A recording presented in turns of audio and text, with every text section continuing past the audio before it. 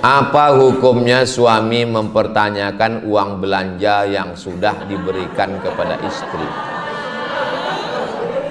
Mungkin suaminya ini honorer KPK, bisa juga di BPK, atau bisa juga di Inspektorat Jenderal.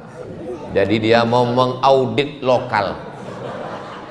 Ini namanya tim audit. Jadi ibu belanja detail bu, bawang putih berapa siung, semua ikan. Dia takut terjadi kebocoran APBD.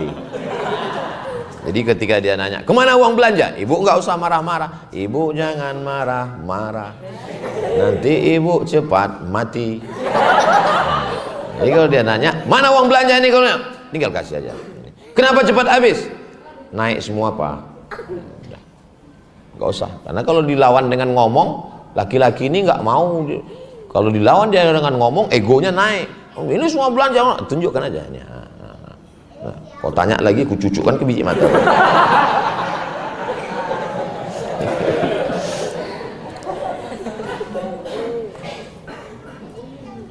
Ustadz pernah nggak nanya-nanya? Tak pernah saya tanya.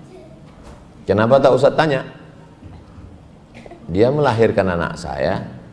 Dia menyusukan anak saya, dia meregang nyawa, dia mengurus saya, tak setimpal dengan yang saya berikan. Jadi andai dihabiskannya pun itu semua, rasa-rasanya lebih baik. Dan saya tidak curiga dia akan kemana-mana akan duit itu. Jadi tak pernah saya tanya.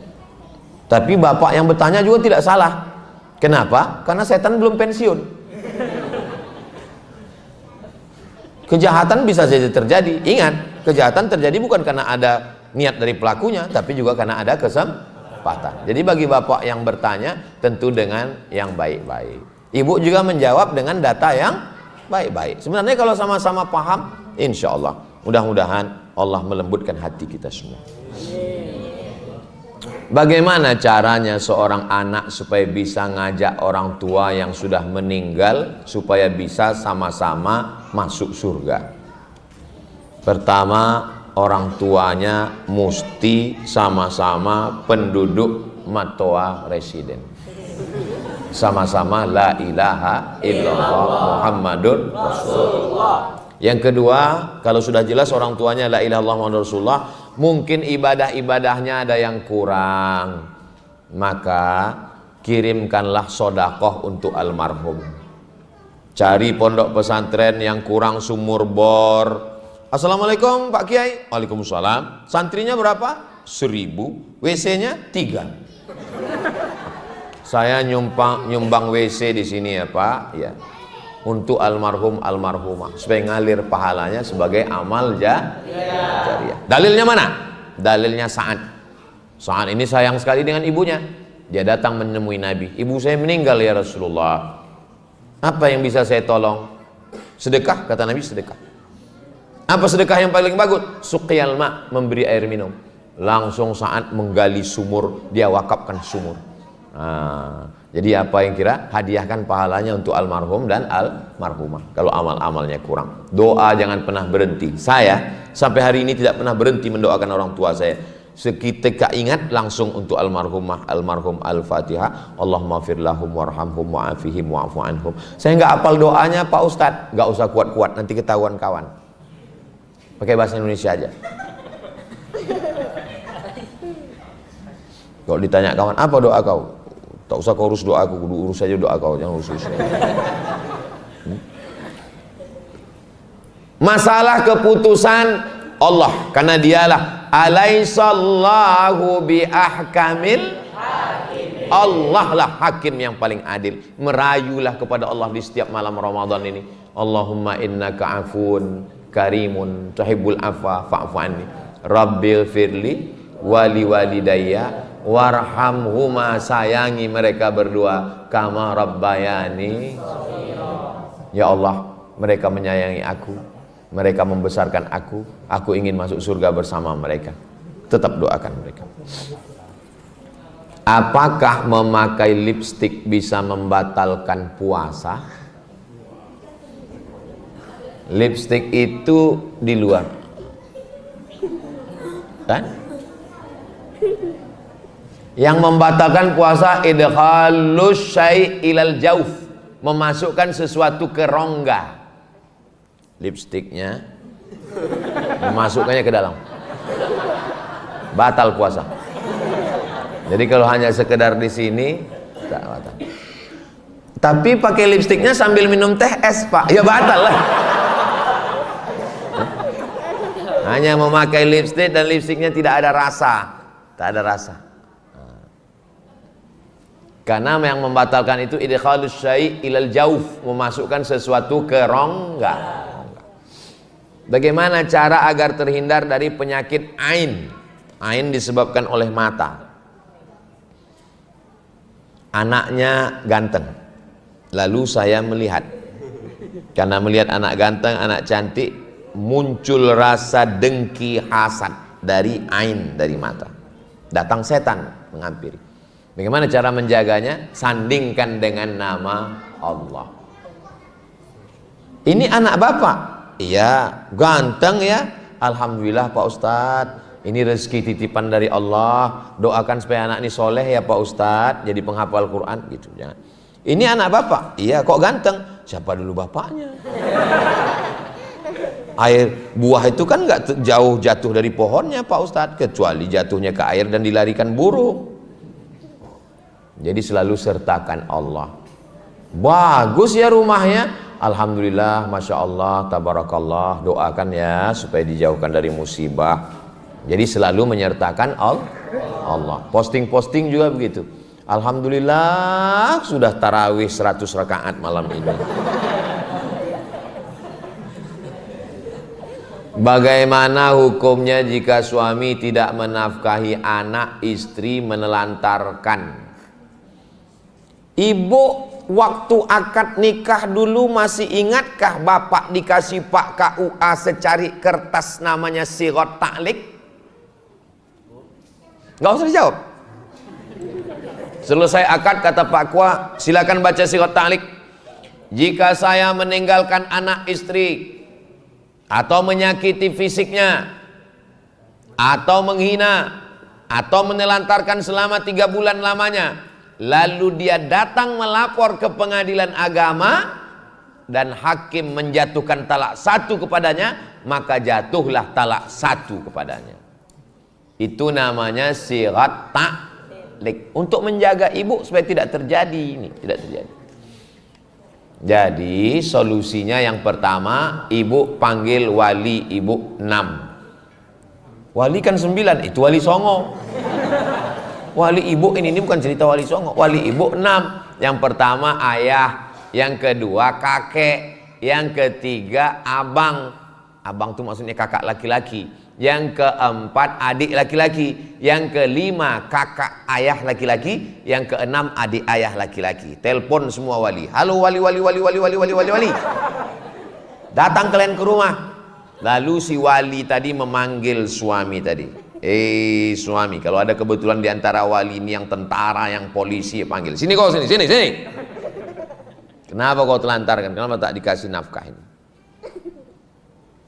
Kalau dia berubah, baik. Tapi kalau tidak, ibu bisa menggugat ke pengadilan.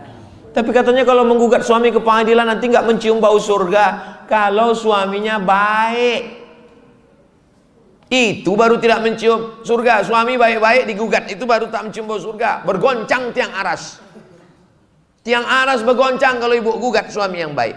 Tapi kalau suami model begini ibu gugat, jangankan tiang aras, tiang listrik pun gak bergoncang. Jangan mau dibodoh-bodohi laki-laki. Walaupun saya laki-laki. Apakah boleh dilakukan amalan-amalan NU dan Muhammadiyah dicampur aduk? NU itu organisasi sosial kemasyarakatan di bidang agama, pendidikan, sosial.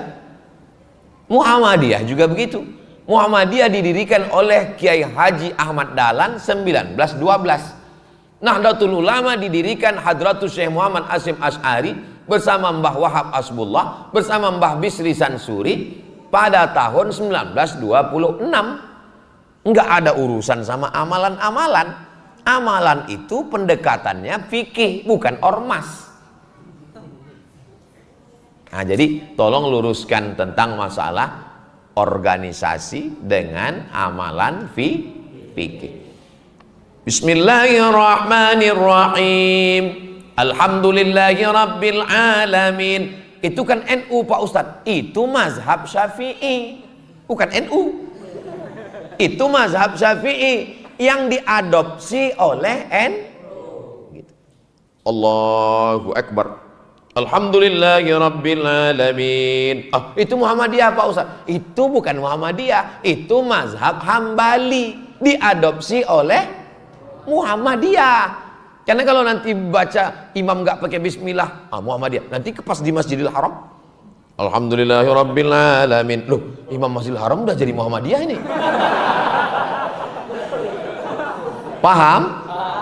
NU dan Muhammadiyah organisasi, mengadopsi fikih. NU mengambil mazhab Syafi'i, Muhammadiyah mengambil mazhab tarjih.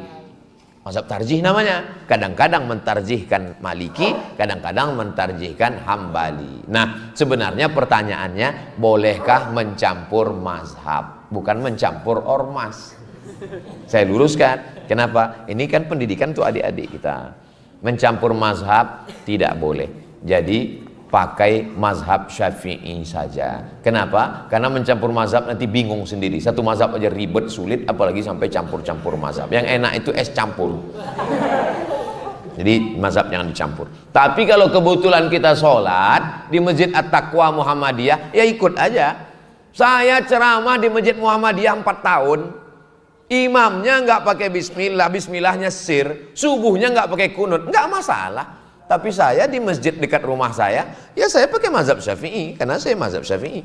Nggak pernah saya kelahi gara-gara itu. Nah, tapi saya tidak campur-campur mazhab, saya tetap pegang pada mazhab Syafi'i. Terus kalau Ustadz pas lagi ceramah di Masjid Muhammadiyah disuruh jadi imam, saya nggak mau. Silakan maju Ustadz. Batuk. Demi untuk menjaga persaudaraan. Imam tetapnya kan sudah ada. Apa tanda seorang itu puasanya diterima?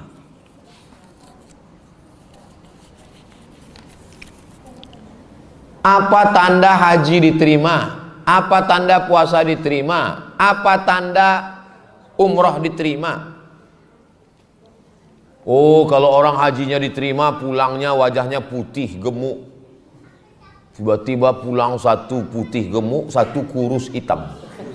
Yang kurus hitam nggak diterima, yang putih gemuk diterima. Padahal yang putih gemuk nggak pernah keluar hotel. Yang kurus haji musim panas, kena panas terus. Nggak bisa begitu standarnya. Lalu apa standarnya? Perubahan. Setelah puasa berubah. Alhamdulillah Pak Ustadz, saya setelah puasa ini ada 3 perubahan. Kolesterol naik, gula naik, berat badan naik. Bukan itu. Dulu orangnya pemarah, setelah puasa ini orangnya lembut. Pak, tadi istri bapak dibawa orang, ikhlaskan aja. Itu bukan perubahan, itu bego. Perubahan itu maksudnya dia sudah merasakan lapar, dia tidak mau ada anak yatim, fakir miskin, tetangga yang kelaparan. Lalu setelah puasa dia ikhlas bersedekah. Dulu kalau punya uang ke mall, jalan, main judi, main slot. Sekarang setelah bulan Ramadan dia beli nasi bungkus, dia bawa anak istrinya pergi ke panti asuhan. Assalamualaikum Bapak Ketua Panti. Waalaikumsalam. Berapa anak-anak yatim kita? Ada 100. Tolong keluarkan Pak, saya mau ngasih makan. Semuanya? Enggak, 2 orang aja Pak.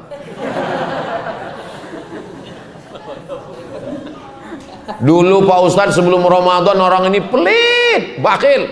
Tapi setelah Ramadan Pak Ustadz berubah. Dulu sebelum Ramadan nyumbang 2.000, sekarang 2.500. Ada perubahan.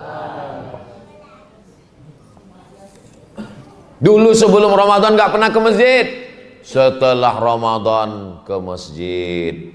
Kenapa? Allah bisa karena biasa.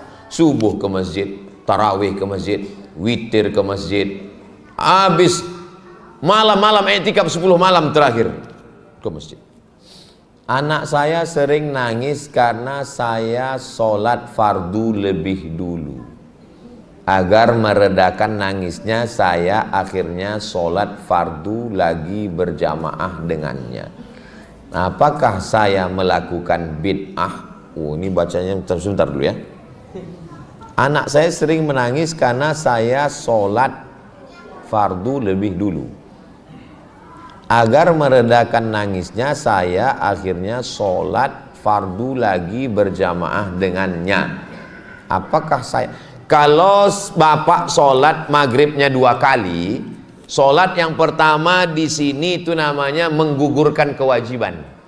Nanti pulang ke rumah bapak sholat maghrib sekali lagi untuk mengimami istri. Sholat yang kedua itu namanya sholat mencari fadilah pahala. Boleh sholat itu 2 kali. Mana dalilnya? Dalilnya sahabat Nabi sholat di masjid dengan Nabi. Setelah selesai sholat, Nabi pulang ke rumah. Sahabat duduk di masjid. Datang orang kampungnya. Kata orang kampungnya, kami mau sholat, kami belum sholat. Kau jadi imam. Dia ngimami lagi. Sholat dia 2 kali. Sholat yang pertama dengan Nabi menggugurkan kewajiban. Sholat yang kedua dengan orang kampungnya itu mencari fadilah, keutamaan. Bukan bid'ah. Boleh sholat 2 kali. Kenapa nggak habis-habis kertas ini?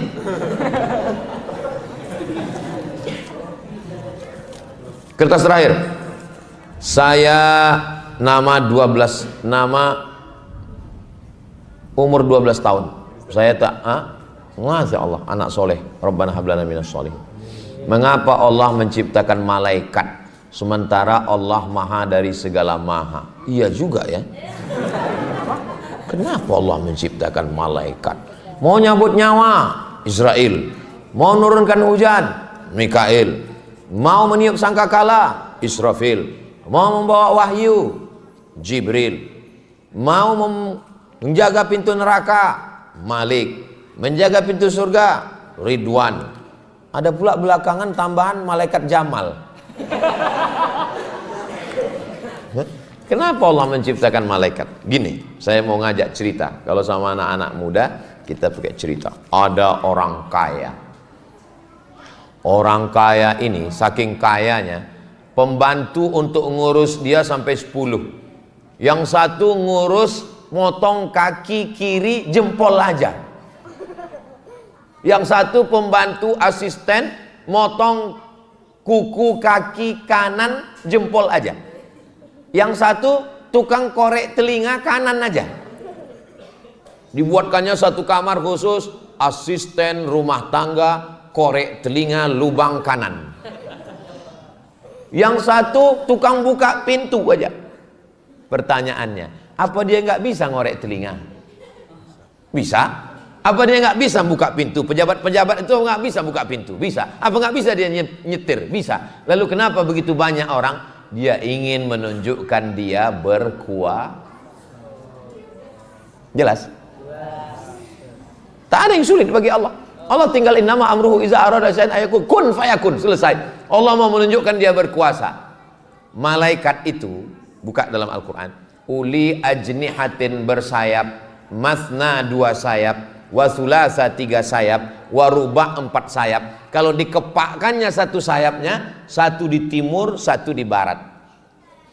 Malaikat yang begitu kuat, gagah, perkasa, tunduk kepada Allah SWT. Manusia yang sebesar upil, degilnya minta ampun. Kenapa malaikat Jibril tidak pernah menampakkan dirinya dalam bentuk utuh di dunia? Nggak muat di dunia ini. Makanya laqad ra'ahu nazlatan ukhra 'inda sidratil muntaha. Menunjukkan bentuk aslinya waktu Isra Mi'raj di Sidratul Muntaha, karena disitulah yang alam sangat luas menampakkan bentuk Jibril yang sesungguhnya. Jibril yang begitu besar, malaikat bersimpuh tunduk. Manusia yang begitu kecil, dekil, hitam, busuk, jorok, penyakit, daki, upil, sombongnya minta ampun. Malaikat itu bertasbih, wa nahnu nusabbihu bihamdika wa disulap. Malaikat begitu patuh, tapi kenapa manusia ini sombong? Kalau begitu Pak Ustadz, kenapa Allah nggak matikan aja semua? Yang minum khamar mati, yang berjudi mati. Kalau semua mati, sepi lah dunia ini. Nggak ada lo, nggak rame guys. Allah tidak mau kita takut. Allah nggak mau kita ngeri. Allah maunya kita sadar. Dengan berpuasa inilah kita sadar. Pernah ngelihat surga? Enggak. Pernah ngelihat neraka? Pernah. Pernah ngelihat catatan amal? Enggak. Pernah ngelihat Allah? Enggak pernah. Pernah ngelihat malaikat? Enggak pernah. Tapi kenapa kita puasa? Makanan halal, minuman halal, istri halal. Karena kita sadar. Kesadaran itulah yang diinginkan Allah. Maka 3, ya ayyuhalladzina amanu kutiba alaikumus shiyam kama kutiba alal ladzina min qablikum la'allakum. Jelas? Kalau ada yang bilang ceramah Ustaz Somad itu enggak jelas, paketnya enggak cukup. Di akhir majelis mari kita sama berdoa kepada Allah, mudah-mudahan kita diberikan istiqomah iman dan Islam. Allah menjaga keluarga kita semuanya, bapak baik, ibu baik, anak-anak baik, kita masuk surga Jannatul Firdaus. Ala hadhihi niyyah al-Fatihah. A'udzu billahi minasy syaithanir rajim. Bismillahirrahmanirrahim. Alhamdulillahi rabbil alamin. Arrahmanir rahim. Maliki yaumiddin. Iyyaka na'budu wa iyyaka nasta'in. Ihdinas siratal mustaqim. Siratal ladzina an'amta 'alaihim ghairil maghdubi 'alaihim waladdallin. Amin.